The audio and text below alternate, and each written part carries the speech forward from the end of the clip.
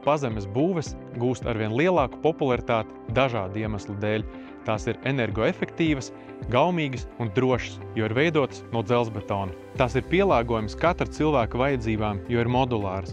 Un kas ir pats galvenais, uzstādāmas 1 līdz 2 dienu laikā, jo 90% no visiem darbiem var veikt ražotnē.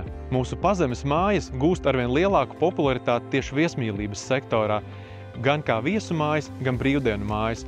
Un viens no piemēriem ir šī hobitu māja.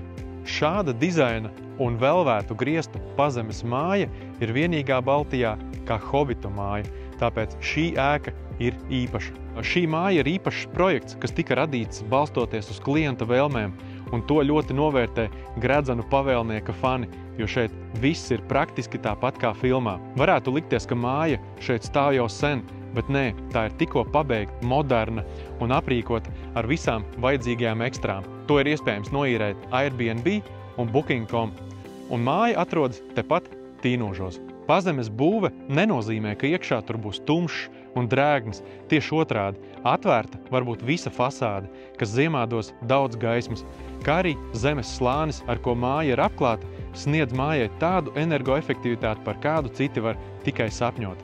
Gan šī, gan visas pārējās mūsu pazemes būves ir veidotas no dzelzbetona, un apklāts ar 1 metra zemes slāni, tās nesaņem nevienu sasalšanas ciklu. Tādā veidā māja kalpos praktiski mūžīgi, 100 vai vairāk gadus. Piedāvājam pazemes mājas, sakņu vai vīna pagrabus, noliktavas, garāžas vai jebkādas citas pazemes ēkas.